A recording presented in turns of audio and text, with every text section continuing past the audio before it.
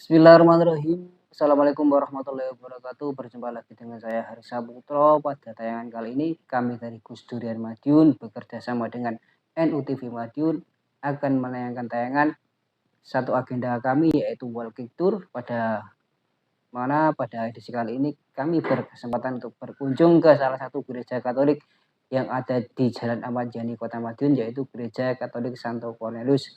Silahkan teman-teman, saudara-saudara menyimak apa saja yang ada dalam video ini, yang mana nanti akan dibimbing langsung oleh Romo Adrianus Ake, yang mana beliau menjadi pastor di Gereja Katolik Santo Cornelius. Silahkan menyimak video ini selengkapnya. Terima kasih. Baik, nama saya lengkapnya itu Adrianus Aki Purwanto.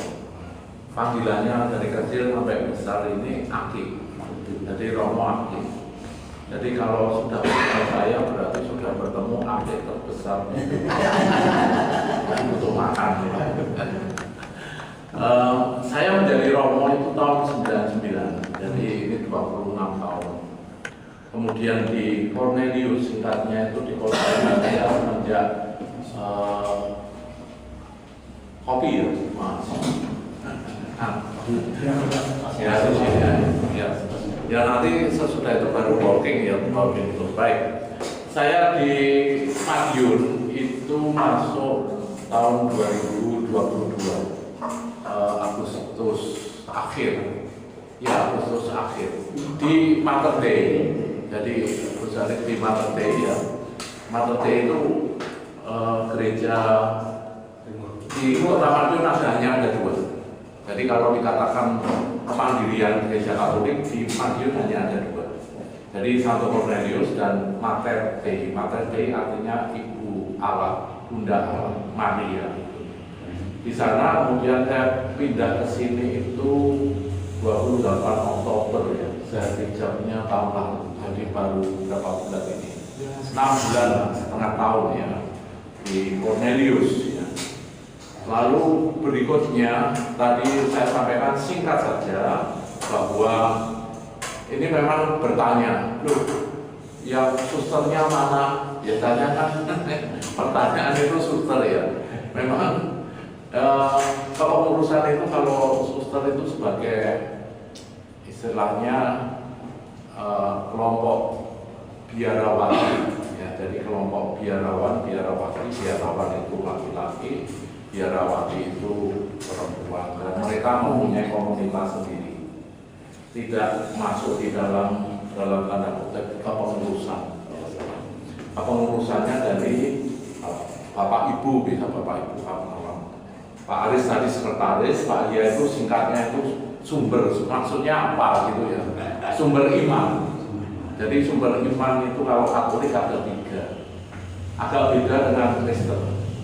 Jadi kalau Katolik itu nomor 1 adalah kitab suci, kemudian tradisi suci, dan kemudian magisterium. Magisterium itu adalah guru, jadi gereja yang mengajar, sehingga Gusaris tentu tahu banyak dokumen-dokumen dari kepausan, itu salah satunya adalah bentuk dari sumber iman. Ya, seperti Laudato Si, ya, itu yang sering dikenal. Malah gereja Katolik nggak ngerti apa gereja Katolik. Jadi saya malu. Justru dari teman-teman Gus Durian yang kemudian ada membuka diskusi, ruang untuk diskusi dialog soal itu dari dokumen Abu Dhabi. Apa yang ngerti Wong Cornelius satu ya kan? Itu menjadi malu.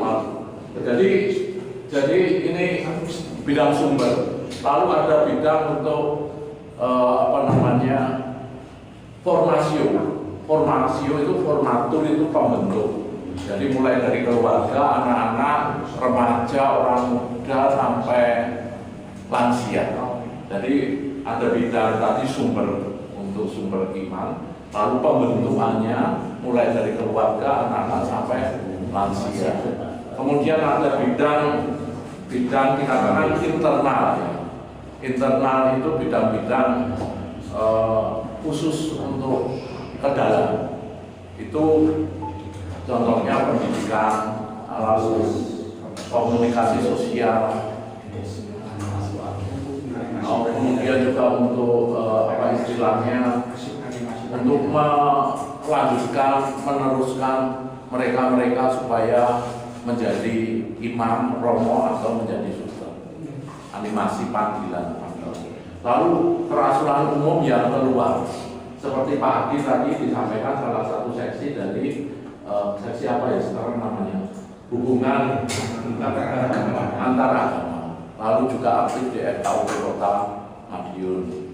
Jadi itu model kepengurusannya seperti itu, yang membantu para romo yang diberi tugas di salah satu gereja. Jadi di sini kalau Kristen, kalau di Bakes Banpol ya, yang terakhir ya, itu kurang lebih kalau gereja Kristen itu 50. Aku juga ngerti. 58.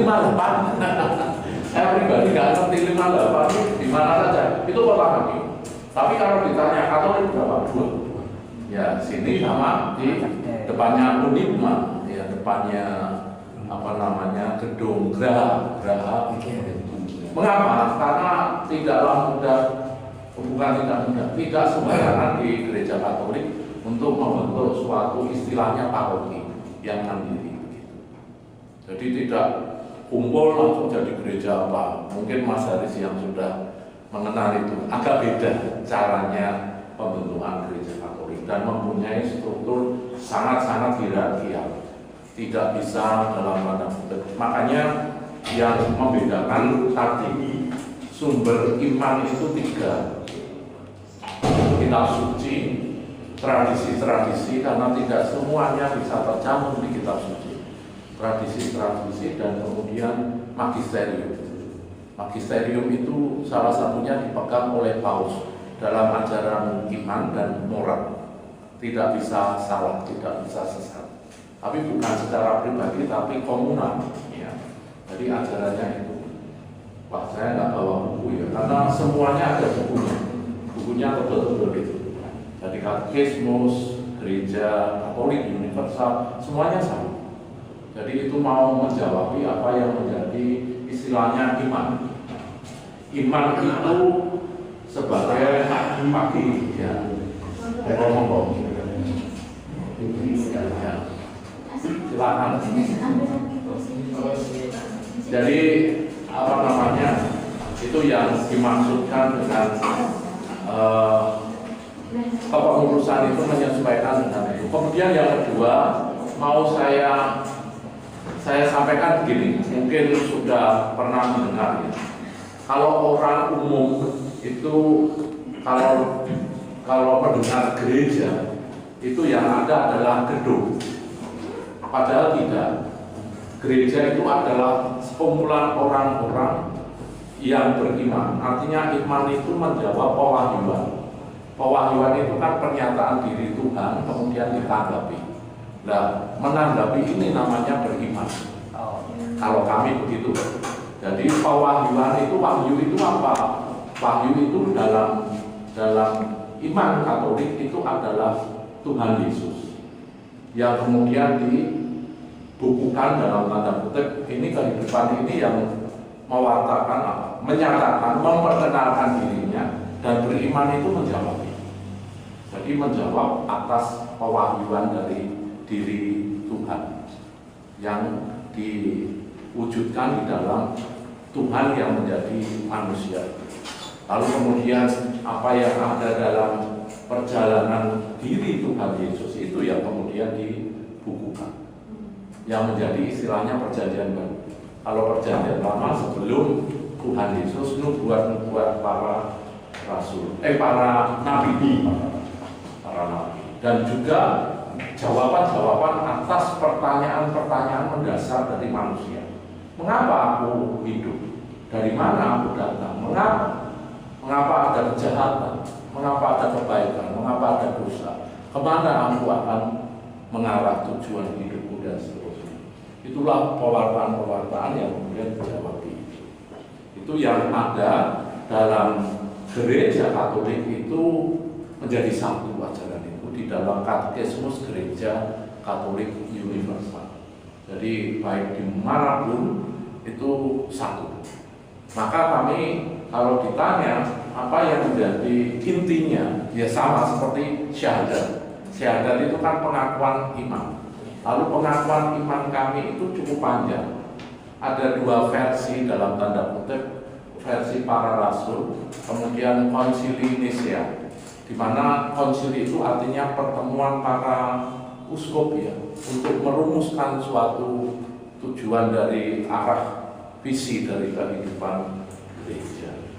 Nah itu yang bisa saya sampaikan. Jadi syahadat itu mencakup tentang aku percaya akan satu Allah, Bapa yang Maha Kuasa, pencipta langit dan bumi, dan akan Yesus Kristus putranya yang tunggal Tuhan kita yang dikandung dari Roh Kudus, dilahirkan dan seterusnya.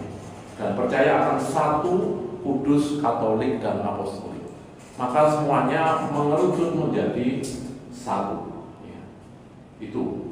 Lalu kemudian ada banyak namanya seperti Gus Durian, itu kan kayak apa ya, komunitas ya, yang mau menghidupi, mau melestarikan warisan-warisan nilai-nilai dari Gus Dur. Salah satunya adalah Gus Dur itu sisi kemanusiaan, humanisme, kemudian equality, kemudian juga belas kasih dan seterusnya, itu di situ salah satunya. Ya kayak Pope Francis yang baru wafat ini juga orang mengenal dia sebagai sisi kemanusiaan, lepas dari apapun, siapapun itu juga yang menjadi salah satu warisan. Mungkin nanti ada kelompok naik Gus Durian ya. Di gereja Katolik ya namanya Ignatian ya, yang menerima saat Pope Francis ke sini September lalu, kemudian perjumpaan di Gedung KW itu kan juga menerima beasiswa kan, dan tidak semuanya juga Katolik, umum campur, sama seperti Gus Durian ya, terdiri dari berbagai macam unsur-unsur itu, lepas dari apapun yang menjadikan ego sektoral, tetapi yang dilihat adalah universalitas dari manusia itu sendiri. Maka Katolik itu sendiri pun artinya umum, universal sebenarnya nama Katolik. Berikutnya apa? Tentang sejarah ini. Sejarah mungkin Pak Yasno ya.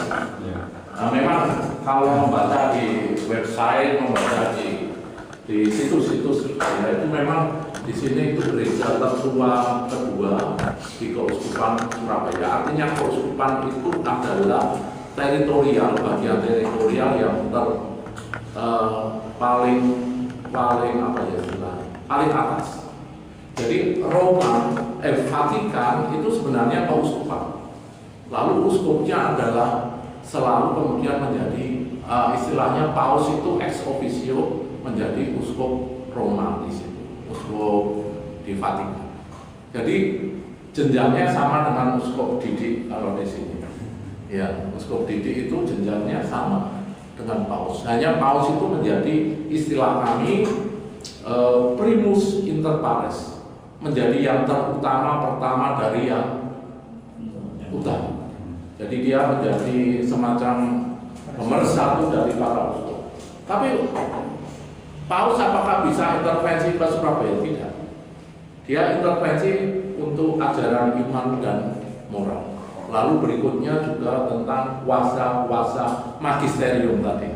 Ya, siapa yang memilih uskup, siapa yang kemudian menentukan menjadi kardinal dan seterusnya. Tapi dia tidak bisa intervensi dengan aturan yang ada di keuskupan.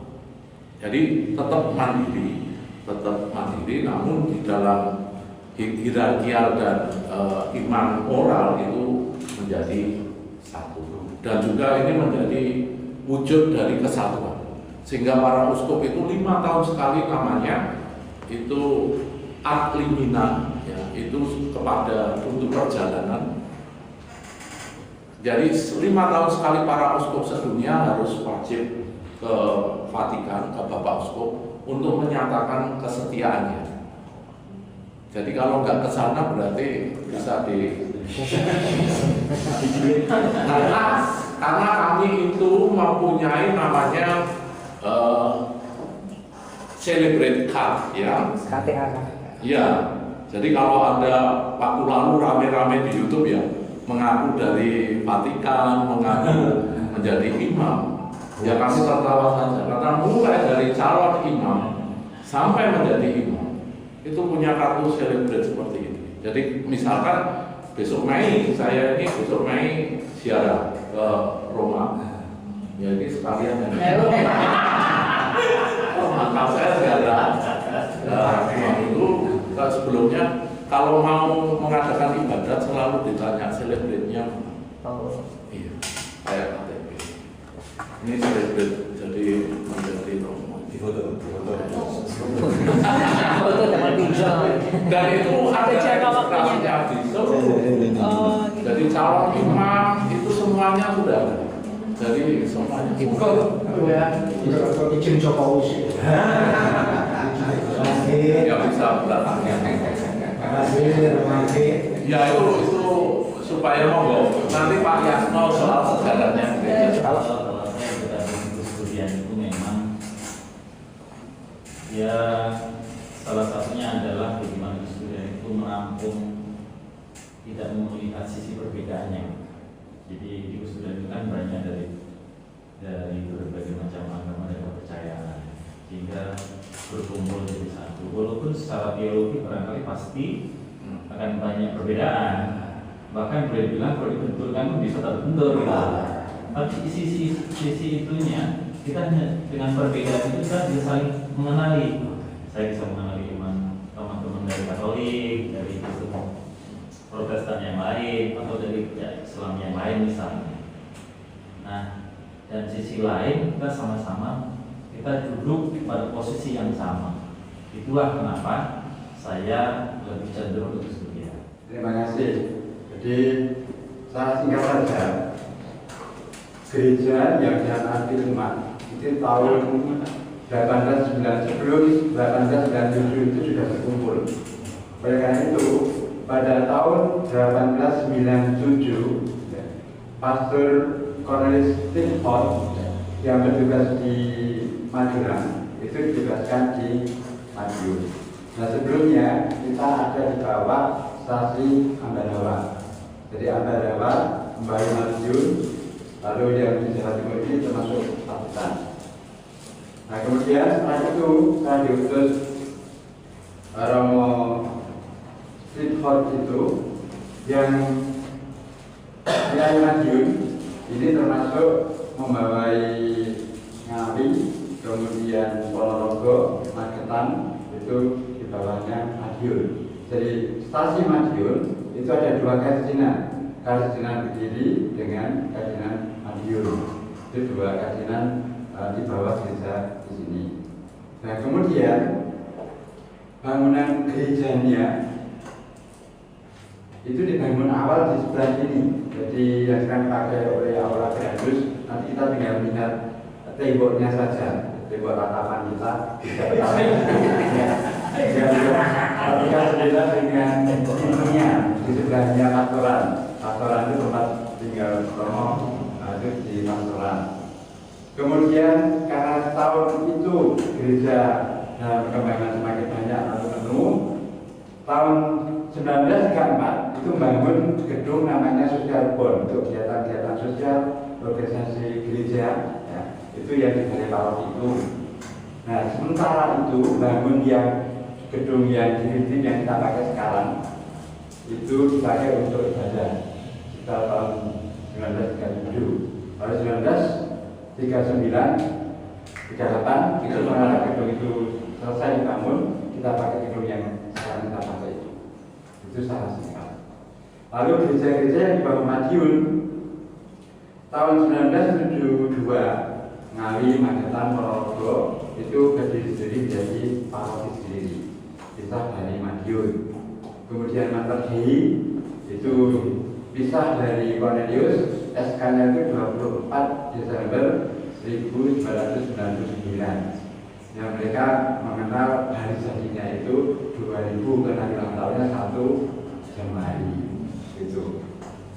Lalu di Madiun sendiri sekarang masih ada di stasi yang di bawah kami itu di Saradan Kalau kita sarankan ke sama kita di gereja Yohanes Gabriel itu dilayani Romo Adik dari sini. Kemudian awal-awal masuk jenengan itu juga bagian dari Cornelius. Sementara yang di Caruban depannya Grand Pom itu Gereja Santa Maria Assunta itu juga dilayani dari Cornelius. Ada 3 stasi yang cukup jauh jaraknya. Lalu jumlah umat sampai sekarang ini setelah disortir dengan masa Dei ya, ada 3.420 sampai hari ini. Termasuk yang di stasi yang Ya, termasuk stasi. Gereja kita tahun ini 128 tahun. Jadi tahun berdirinya, hari ulang tahunnya itu 28 Juli. Gereja tertua kedua di Keuskupan Surabaya. Dari Gereja itu kedua. Yang pertama di Panjen. Surabaya. Ini salah singkat. Bahkan ya Cornelius Steenholt itu sangat dikenal sebagai seorang imam yang dia membawa solidaritas dari Eropa. Dengan kalau di sini ada gerakan koin, dulu juga ada gerakan koin dari Jerman dan dari Belanda, yang kemudian itu dari kelompok kelompoknya itu Antonius Paulus. Jadi mengapa di gereja-gereja hampir semua, meskipun dia dari Yesuit, dari komunitas, dari serikat Yesuit, tetap menamakan yang di Purbaya, kemudian yang di Kota Baru Jogja itu Antonius Padua, karena juga mengingat ini terima kasih kepada kelompok-kelompok yang membantu mensubsidi tidak semuanya untuk pendirian atau pembangunan gedung gereja. Dan Cornelius Steenholt itu salah satu tokoh gereja yang sangat dikenal pada zamannya itu. Dia mulai dari Purbaya juga, kemudian sampai di sini. Begitu Pak. Dengan Cornelius Steenholt. Ya, Izin ngomong gini. Ya. Saya mau pertanyakan, ini terkait dengan Paus Fransiskus. Oh iya. Mungkin apa yang bisa kami ambil keteladannya dari Paus Fransiskus? Kalau misalnya tadi kan katakan Katolik itu bersifat universal. Mungkin nilai-nilai dari sosok Paus Fransiskus itu apa yang bisa kami teladani untuk memudah-mudah generasi sekarang? Ya, legasinya begitu banyak ya. Nanti bisa dibaca sendiri. Yang paling bagi saya pribadi ya, karena banyak sekali. Bagi saya pribadi dia itu mempunyai konsistensi antara apa yang dipikirkan, apa yang diucapkan, itu konsisten dengan yang juga menjadi tindakan dia. Lalu berikutnya juga dia mungkin orang menganggap dia pencitraan, khususnya pada saat-saat awal ketika Kamis Putih, perayaan Hari Paskah, dia selalu keluar dari pakem, istilahnya nabrak tradisi yang dicuci sebagai kaki-kaki para rasul itu kan lagi semua. Lalu dia nabrak itu, mencium di penjara perempuan, mencium kakinya para imigran-imigran di Italia. Namun itu sebenarnya bukan suatu pencitraan. Semenjak dia muda, dia sudah melakukan hal itu. Itu sama sebenarnya seperti saya ini juga mengalami Kardinal Tagle yang saat ini menjadi kardinal yang cukup di dalam tanda kutip ya, itu pikiran duniawi saja. Iya. Ya, itu ya semua kandidat ya. Kardinal Tagle ini kan dari Filipina. Ketika dia di Manila, saya 4 tahun di sana. Dan setiap tahun juga mengikuti dengan Kardinal Tagle ini ya, bagi saya dulu juga menjadi shock. Karena dia juga seperti Paus Fransiskus. Ketika Kamis Putih yang dibasuh kakinya ini dari anak-anak jalanan, dari anak-anak difabel, dari mereka yang di penjara. Jadi mirip perjalanan. Maka dia juga diangkat menjadi penasehatnya pribadi. Jadi Pope Francis ini sungguh-sungguh ada istilahnya Bapak Kardinal itu manusia mistik. Dia sungguh diubah, ditransformasikan dirinya berangkat dari perjumpaannya dengan Sang Ilahi, bukan karena apa-apa, sehingga itu sungguh-sungguh menjadi satu gerakan yang sangat terlihat sekali saat di Indonesia ya sungguh-sungguh karismatis ya istilahnya, dari dalam, bukan sesuatu yang dibuat-buat. Dan memang salah satu paus dari beberapa paus yang sangat-sangat istilahnya ya semuanya selalu baik pada zamannya, tapi ini menjadi kenangan-kenangan sama seperti Yohanes Paulus kedua yang juga pernah ke Indonesia. Jadi konsistensi dengan itu, dan itu lahir dari perjumpaan dia dengan Sang Ilahi. Maka istilahnya kalau di dalam Islam itu istiqomah dan juga mistikus itu loh. Sufi ya. Itu selalu menyediakan waktu 30 menit untuk doa-doa pribadi. Itu sih. Dan itu mau menjadikan transformasi. Apa yang disabdakan Tuhan itu benar-benar kemudian diketahui, diyakini, dan dilakukan. Khususnya Allah adalah kasih. Tadi disampaikan Pak Markaum ya. Di sini dulu ada tulisan yang menjadi menyesal. Tulisannya Deus Caritas Est, artinya Allah adalah kasih. Di mana ada kasih, disitulah Allah hadir, dan itulah yang juga dihidupi oleh Paus. Ya. Mungkin yang terakhir Romo, pandangan dengan tentang sosok Gus Dur. Saya pengalaman tentang Gus Dur, mungkin Anda ingat tentang Romo Beni almarhum. Ya. Romo Beni itu di seminari selama kurang lebih 4 tahun itu tetangga kami ya. Saya mengenal Romo Beni, kemudian terjadi tragedi di Situbondo dan Bondowoso.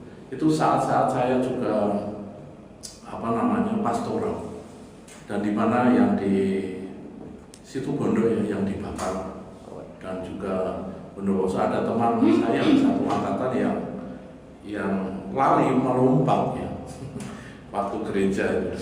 Lalu Romo Beni saat itu kan pastor muda, dan saya kenal baik, dan kemudian dialah yang kemudian mulai perjumpaan dengan Gus Dur, dan itu yang menjadi semacam pewarta Romo Beni itu tentang Gus Dur.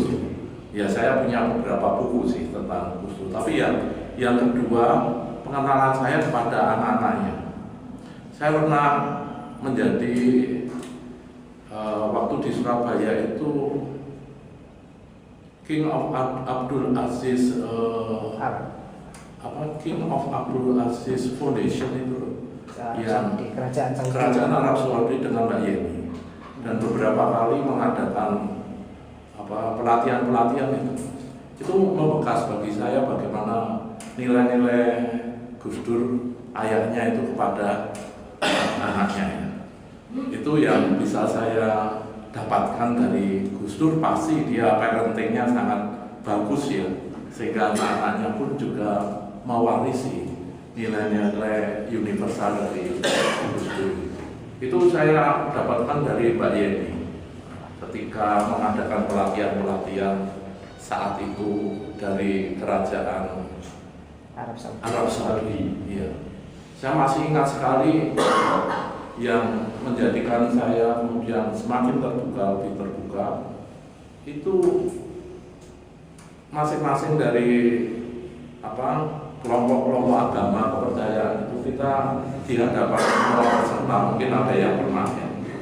Lalu masing-masing itu diminta secara bebas menyampaikan asumsi-asumsi tentang misalkan Katolik.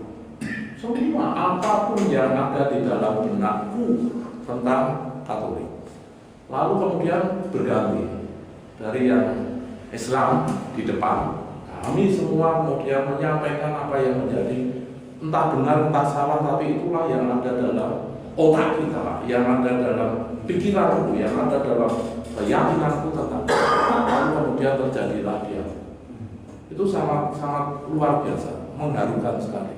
Ketika kemudian satu sama lain itu bisa menyampaikan gini loh, gitu. Ya saya masih ingat sekali itu cara yang luar biasa waktu itu. Tapi ya harus diawali dengan bahwa ini kita semua sama-sama supaya bisa unlock ya, membuka hal-hal yang terkunci satu sama lain dan duduk bersama mendengarkan bicara bersama. Itu pasti kalau Gus Dur pasti juga mengajarkan hal itulah, bukan praktisnya seperti itu, tetapi keterbukaan itu. Itu yang luar biasa sih. Sehingga dengan humor-humornya itu ya sangat mengesan. Ini Pak, tembok ratapannya tadi. Ya, ini tinggal ini sama di dalam ada sih, tapi di sekolah. Oh, di Bernadus. Tinggal tembok-tembok. Ya saya sudah. Ya, ini tembok terus aula saja. Ruangannya kecil sih, gerejanya kecil. Ya. Ini situs yang pertama tinggal ini pintu dari samping. Sayang Ya. tutup nih. Jendelanya di situ. Ini yang ke sana yang sana tutup gedung itu. Tutup gedung. Tinggal tembok ini satu-satunya. Iya. Ya kita ke belakang ya. Ini yang 1897. Jadi pendiriannya bersama dengan ini tempat pastur itu namanya pasturan. Jadi sama ini nanti kita apa namanya masuk saja ya. Kita keliling langsung ke belakang. Ini 58-59 dibangun. Berarti ada anjing, takut anjing. Masuk Bobi. Ini masuk Bobi. Masuk. Ngerti ini. Kalau kan mau Ini sekolah tinggi swasta pertama di Jawa Timur tahun 57-58 dibangun, kemudian 59. Jadi Akademi Kata Ketik Indonesia itu kata ketik itu untuk sekolah calon guru agama Katolik. Lalu berikutnya Romo Jansen ini membuka bakti luhur. Sekolah itu menjadi sekolah sekolah sosial ya, untuk sosial. SLB. Lalu itu juga untuk SLB, untuk panti asuhan yang kemudian pindah ke Malang. Di Malang itu saat ini ada 700 anak-anak difabel dan juga yang tunagrahita. di Batu. Di Malangnya, dekatnya Unmer. Itu 700 anak di sana. Mulai dari sini sampai ke sana. Ini menjadi semacam sekolah tinggi swasta pertama di Jawa Timur ini. 59 AKI. Ya, swasta ya, yang swasta. Kita lanjut. Sama dengan B1 ya betul. Dan Widya Mandala itu juga sama, pendirinya Romonya sama. Ada yang bilang kata ketik. Lalu ini ke Pak Soma.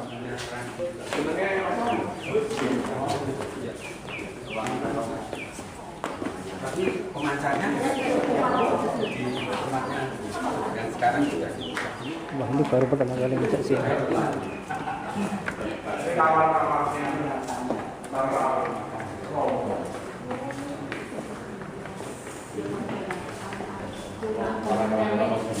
Bangunannya kuno ya, kalau tempat itu kan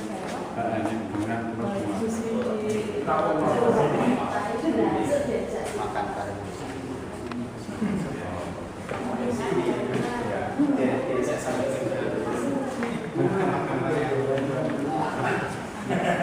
Yang diajak ini kalau nggak berdua Ini kalau makan selalu bareng apa? bareng ini jadwalnya makan. Oh, ada jadwalnya gitu. Jadi old and new ini sama. Lalu gedung yang kedua itu social born itu. Balai paroki. Balai paroki. Paroki itu bagian dari gereja, itu ada teritorial. Yang pertama keuskupan, itu semacam kayak provinsi. lalu kabupaten itu di parokinya. Maaf, ini term ini kadang kami lupa ya, tidak menjelaskan. Tidak sama, tapi yang mirip. Jadi mempermudah pemahaman. Jadi Katolik itu berdasarkan teritorial. Tapi kalau di Kristen ada yang sebagian besar tidak model teritorial. Jadi pokoknya ini ikut sini, yang sana jauh. Kalau kami sudah di strukturnya itu per wilayah. Lanjut.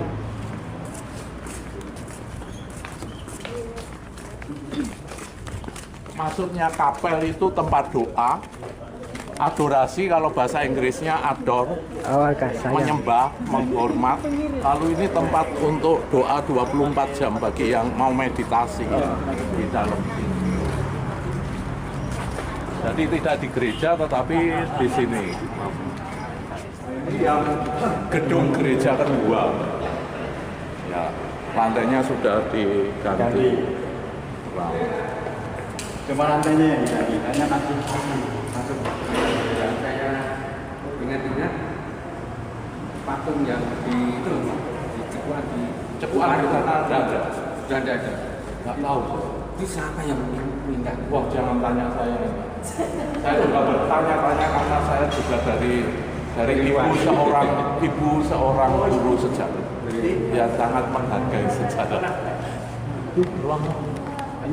Ini gedung gereja yang kedua. Sana pertama, ini kedua, sembari membangun gedung gereja yang ketiga. Ini 1937 ya. Ini 1934. Lalu itu 38. Ya.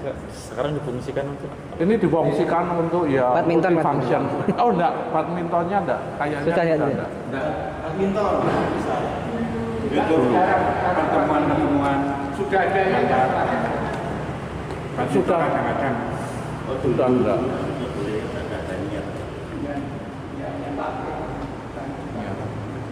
Jadi salah satunya ketika komunitas Jakarta Heritage community itu cukup banyak ke sini. Kemudian ada yang expert ya di bidang konstruksi bangunan. Saya sepakat, dia juga menyampaikan karena saya mendapatkan juga sudah beberapa kali saya sharingkan namanya bangunan Belanda dimanapun ketika dengan komunitas sejarahnya Madiun itu siapa? AVM. Hah? AVM. Septian. Ya. Waktu ke sini juga Septian. mereka agree bahwa istilahnya oleh orang-orang yang tahu konstruksi bangunan Belanda itu adalah bangunan yang bernafas sehingga memerlukan pori-pori, sehingga bangunan itu gedungnya sebaiknya seharusnya juga cat-catnya itu cat yang berpori. Tapi kenyataannya orang belum mengerti sehingga catnya itu cat yang tidak berpori-pori, sehingga caterpillar untuk air yang mengarah ke atas supaya dingin itu sejuk, singup, bukan singup ya, sejuk itu akhirnya naik terus, merusak kemudian karena di sini nggak berpori-pori. Jadi kelihatan semua, termasuk yang di gedung-gedungnya di Kota Madiun. Di kota ini blodok kabeh sing disalahno tukang apa cetek. Karena nggak mengerti bahwa itu butuh cat yang berpori-pori. Yang dari Jakarta pun demikian ketika itu. Wah, sayang ini kalau nggak mengerti hanya soal cat saja, itu kemudian mudah merusak gedung. Termasuk di sini kemudian dikasih keramik di belakang. Termasuk di Katedral Surabaya. Itu yang belakang itu dikeramik dengan harapan itu mengurangi resapan itu tambah. Karena itu kayak seperti ini terus akhirnya naik merupul. Tapi ini di dalamnya merupul persoalannya. Iya, itu ketika menjadi lembab-lembab itu. Oh, ini sering dipakai. sering pertemuan ya. Ini contohnya, itu yang di sana itu kan kemudian kesulitan ya. Seperti itu. Ini tempat doa kalau perbedaan dengan Kristen. Kalau di Katolik ada penghormatan kepada Bunda Maria, Ibu Maria. Seperti itu. devosi penghormatan. Menjadi ibunya Isa loh, Nabi Isa. Siti Maryam. Tapi ini baru ya, bangunan baru. Karena kebiasaan Belanda tidak membangun Gua Maria. Tetapi Marianya itu di dalam. Di bangunan 2006. 2006. Supaya tidak jadi satu di dalam itu, berombol, kemudian terpisah. Patung asli dari Itali. Begitu, lanjut. Monggo. Ini ada Anno Domini. Tahun Masehi. Tahun Masehi. Anno itu tahun, Domini tahun Tuhan. Yang dihitung dari 1938 gedungnya ini. Kalau yang pertama 1897 atau 1809. Bileu. Jadi dari 100 loh. dari apa namanya? 19. Perjanjian lama, kitab suci perjanjian lama di mana Tuhan itu memerintahkan untuk mengadakan tahun Yubel. Yubel itu tahun pembebasan, tahun rahmat Tuhan di mana harus berdamai ya dengan alam. Jadi sebelumnya tidak boleh istilahnya itu kemudian menanam, merusak lagi enggak. Lalu juga yang punya hutang harus diberesin. Bukan yang diberesin, malah dilunasi oleh dibebaskan. Jadi tahun pembebasan. Itu tahun untuk menyeimbangkan 50 tahun dan 100 tahun. Lalu di Vatikan, di Basilika Santo Petrus itu ada pintu jubileum. Ya, di mana itu di tembok. Lalu pada saat Paus mengundang tahun jubileum, mengingatkan gereja untuk berdamai satu sama lain, untuk membebaskan macam-macam hal yang bisa dibebaskan, itu tembok itu dirobohkan, kemudian pintu itu dibuka 50 tahun sekali. Itu hanya pintu seperti ini di salah satu sisi dari gereja. Menandakan karena di kitab suci itu akulah pintu.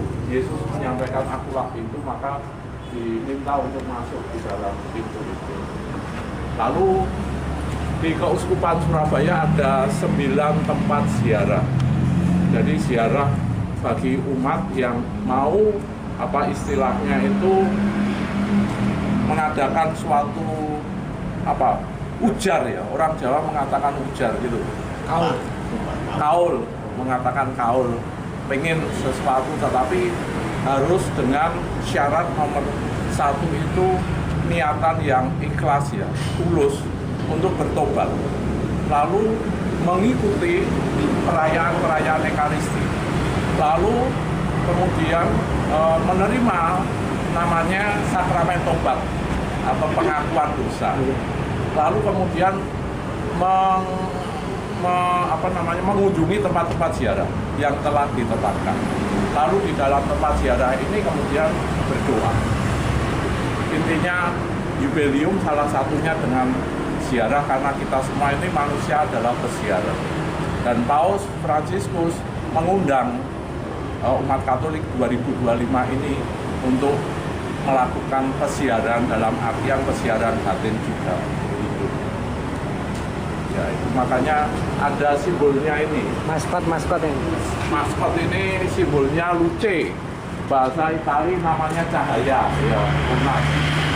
Lalu ada Pesinska ini menyimbolkan dari berbagai penjuru, manusia-manusia dari dunia, dari penjuru dunia.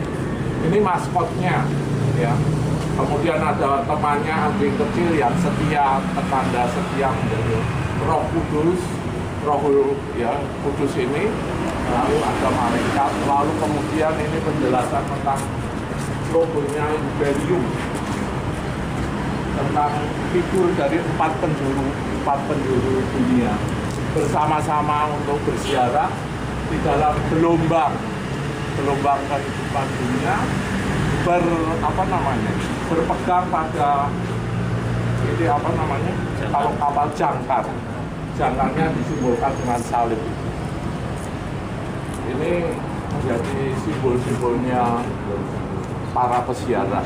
Demikian. Ini yang jadi pertanyaan saya, kalau doa yang seperti itu apa, Pak? Kalau berdoa sambil Berlutut. iya, itu bedanya apa dengan doa yang duduk atau yang berdiri gitu? Berlutut itu lebih kepada suatu penyembahan. Sehingga pada saat-saat tertentu ketika hosti yang dinamakan roti tubuh Kristus itu kemudian itu berlutut. Lalu kemudian ketika ada penunjukan ya itu juga berlutut. Jadi berlutut lebih kepada penyembahan penghormatan. Kalau berdiri itu artinya siap. Kalau pembacaan kitab suci itu berdiri, menandakan kita siap mendengarkan, siap melaksanakan. Gitu. Ya.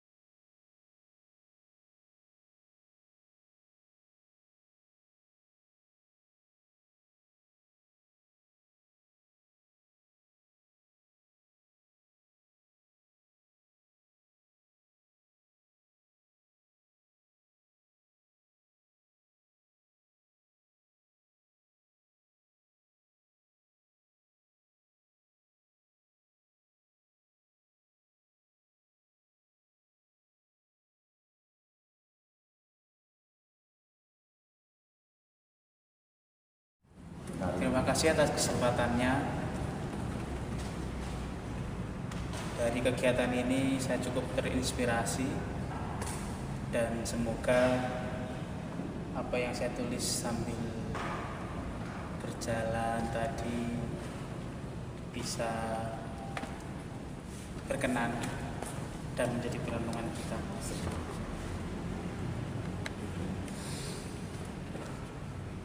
Yesus dalam sujud kalbuku.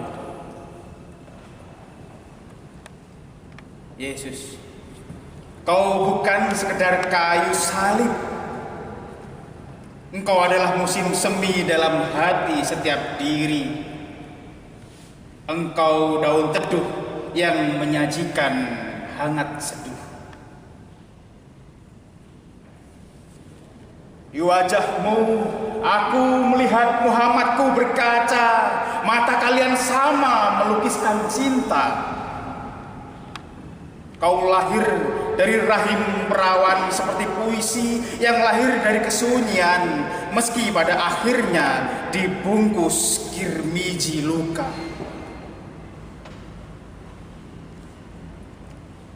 Namun justru kau berkata, ampuni mereka, ampuni mereka. Adakah cinta yang lebih ikhlas dari itu semua?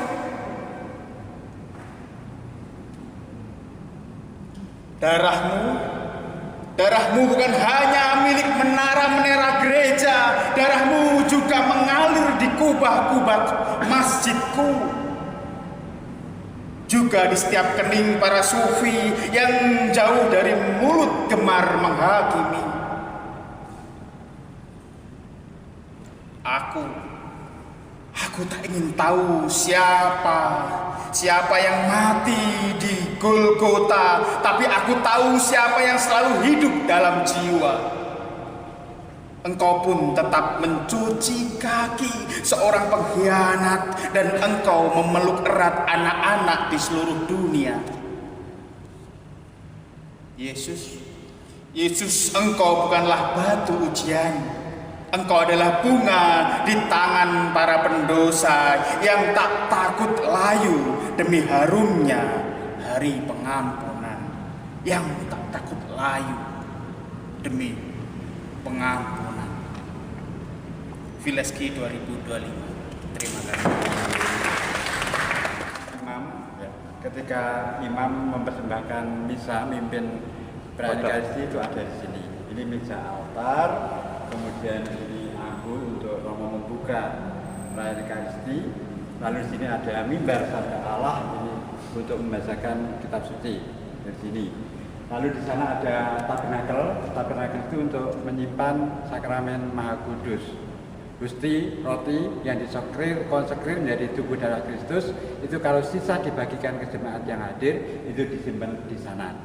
Maka ketika di depan altar kita mau naik harus sujud dulu, berlutut dulu, dan yang boleh naik hanya imam dan para petugas pelayan altar.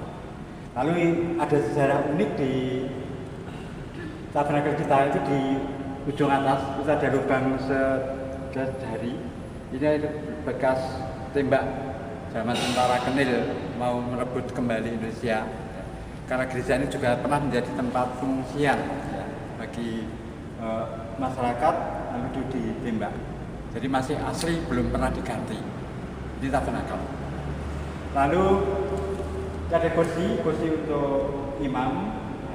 Lalu yang di sebelah ini untuk misdinar, itu para pelayan yang membantu Romo untuk melayani misa. Kemudian di sana ada untuk petugas lektor. Lektor itu yang membacakan kitab suci, yang bermazmur. Nah itu di tempatnya duduk di sana. Kemudian salib ini menjadi identitas khas gereja Katolik dengan korpusnya. Kalau di gereja Kristen yang lain, gereja Kristen Protestan, jarang yang ada korpusnya. Ini gereja Katolik tidak lepas dari korpusnya, patungnya itu. Lalu di sini ada patung Yesus, patung Bunda Maria, dan di sana ada patung keluarga kudus, Yosef, Maria, dan Yesus. Kemudian gambar-gambar ini juga masih asli gambar ini. Ini gambar untuk membantu dalam menghayati kisah sengsara Yesus. Didoakan setiap hari Jumat Agung, setiap hari Jumat ketika masa Prapaskah. Ini doa jalan salib namanya, masuk devosi. Peristiwa pertama sampai 14 Yesus dimakamkan. Jadi urutannya dari sini. Ini yang di dalam. Lalu yang tadi kita naik di balkon, zaman dulu itu untuk kur itu ada di atas. Maka ada istilah di Jawa Tengah itu sangkur, tempat yang kur. Ya. Ketika belum ada sistem yang memadai seperti sekarang, kur di atas, karena mereka akan suarat memantul ke depan. Nah sekarang sesuai dengan aturan liturgi yang baru, ya tidak di atas tetapi di depan, supaya umat terlibat di dalam menyanyi seperti itu. Nah, mungkin Romo akan nambahin. Ya, saya tambahkan. Jadi tempat peribadatan agama tentu mempunyai sentral. Kalau di masjid sentralnya apa? Tempat Pengimaman. yang imam. Imam itu kan menjadi penghubung Tuhan kepada manusia, manusia kepada Tuhan. Imam pun juga demikian. Di gereja Kristen itu simbolnya satu, yang pusatnya itu sabda. Maka sumber iman juga sola scriptura, hanya kitab suci. Tapi kalau di Katolik kan tadi sudah saya sampaikan 3, kemudian tempat peribadatan itu ada 2 fokusnya. Yang pertama itu mendengarkan, yakni sabda Tuhan. Lalu yang kedua ini dikatakan altar atau meja kurban. Meja kurban itu untuk persembahan Tuhan Yesus yang menjadi tebusan bagi dosa-dosa manusia. Kalau di perjanjian lama juga sama sebenarnya. ini kan mau menjadi hari raya haji. Puncak itu riyoyo korban. Dan yang diingat sebagai kenangan adalah iman Abraham akan anaknya Ismail. Iya. Ya. Lalu kalau kami kemudian digantikan oleh Yesus yang menjadi kurban, maka dikatakan pusatnya itu meja sabda dan meja kurban, dan itulah yang kemudian disampaikan Yesus sendiri, inilah tubuhku, inilah darahku, yang kemudian itu dihadirkan setiap kali ibadat di gereja Katolik. Maka gereja Katolik itu adalah pengenangan, menghadirkan kembali apa yang diperbuat oleh Yesus. Maka bukan sebagai roti lagi, tetapi meyakini kami ini menjadi tubuh Kristus, tubuh Yesus, dan itulah yang diberikan sebagai makanan rohani di dalam persiaran hidup. Jadi ada dua fokusnya. Jadi fokus pertama itu ada namanya upacara pembukaan, kemudian upacara sabda, kemudian upacara kurban, ekaristi, lalu upacara penutup. Simpelnya begitu.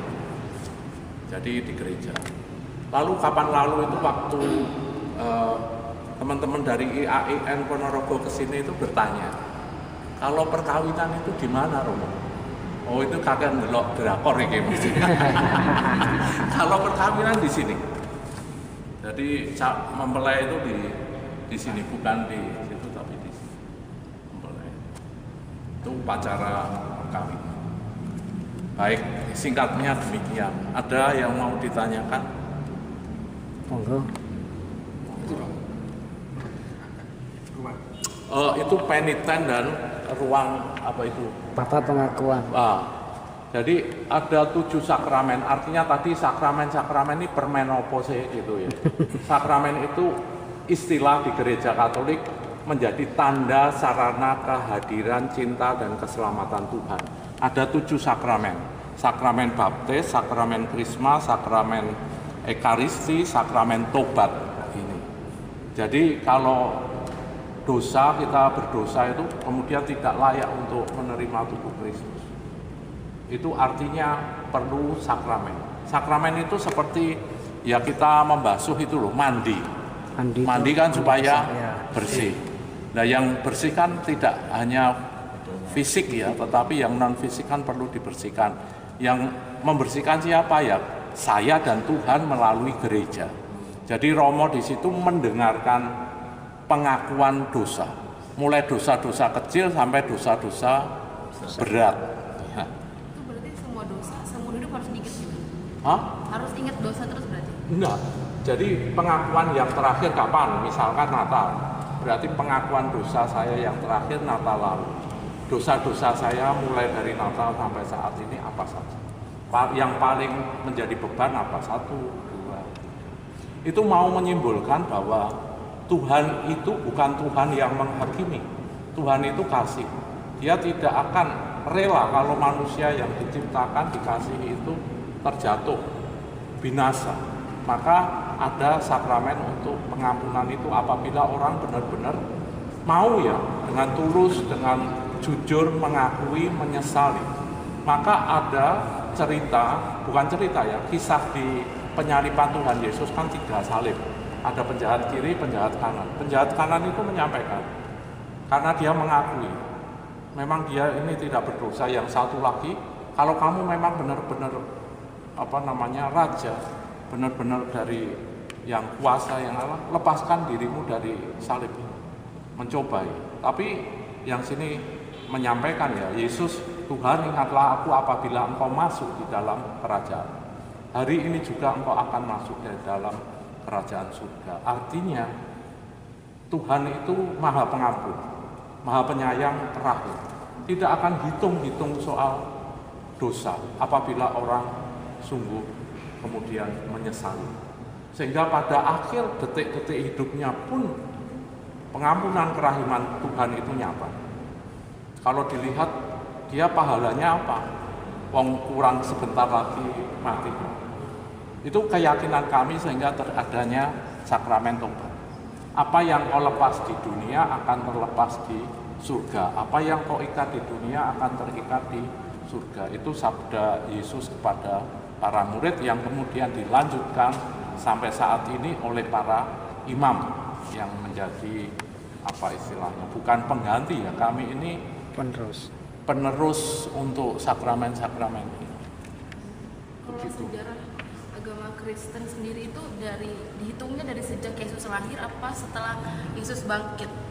Sesudah Yesus bangkit, berarti... maka dia ketika itu menampakkan diri, lalu menyampaikan kepada Petrus. Petrus itu yang menyangkal Yesus 3 kali. Dia sudah jatuh luar biasa, tapi justru dipilih oleh Tuhan ketika dia kemudian mengakui. Jadi pengakuan itu karena belas kasih Tuhan itu melampaui hitung-hitungan manusia. Dan justru Petrus kemudian menjadi paus yang pertama. Yang disampaikan oleh Yesus, dan engkaulah Petrus, di atas batu karang ini akan kudirikan gerejaku.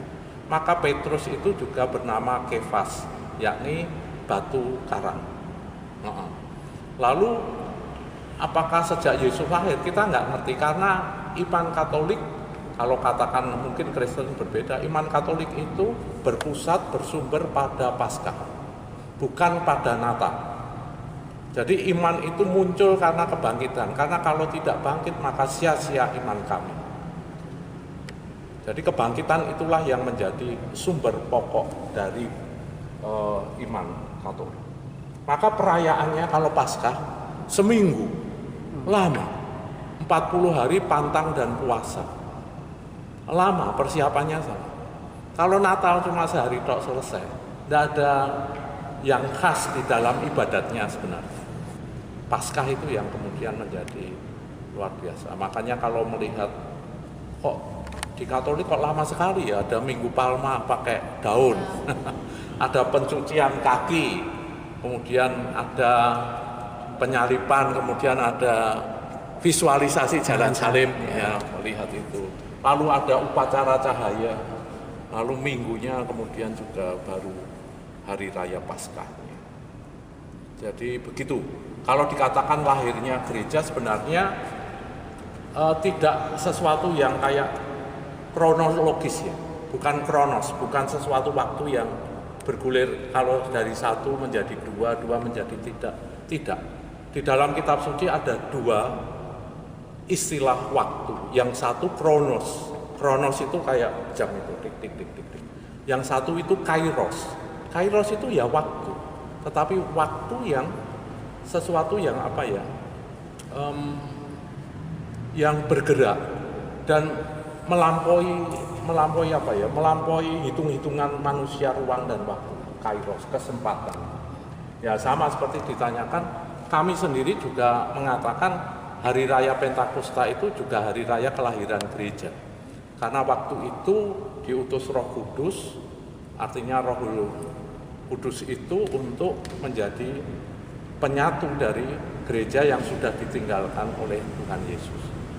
Tetapi juga Kamis Putih itu penetapan perayaan ibadat kami ini. Ya, apakah itu sudah gereja? Persiapan. Kayak ada seorang turis, seorang romo dari Prancis yang bertanya ke saya ketika ke museum Frederberg, Jogja, ya. Itu kan ada diorama. Lalu dia berhenti cukup lama membaca tentang Sumpah Pemuda itu. Pernah saya sharingkan. Dia bertanya, kenapa kok nggak Merdeka 28? Mengapa kok 45? Saya juga bingung, tapi ingat ibu saya. Ini namanya embrio. Kemerdekaan Indonesia itu tidak diberi. Kayak di Malaysia, kayak di Australia. Tetapi kita ini berjuang. Jadi ini embrionya sampai kemudian lahir di 45. Demikian pula dengan gereja, bukan sesuatu yang gitu enggak, tapi kairos. Mulai pelan-pelan ini sudah sebenarnya embrionya gereja. Ya kayak contohnya lah. Sekarang Cina khususnya, kalau kelahiran itu dikatakan lahir itu anak usia 1 karena sudah dihitung semenjak di kandungan. Nek wong Jawa hitungannya weton, ya kan. Terus kalau masih nanti setahun baru usia 1 tahun. Nek no Cina gak, lahir kuwi siji. Korea Karena kehidupan Korea juga, kehidupan itu sudah dimulai sejak janin ini. Nah, sekarang mau dihitung dari mana ini? Gitu. Baik, itu terima kasih pertanyaan. Kegiatan hari ini seru, semoga nanti ke depannya ada kegiatan-kegiatan seperti ini lagi, nggak cuma di agama Katolik, tapi juga di agama-agama lain. Terima kasih.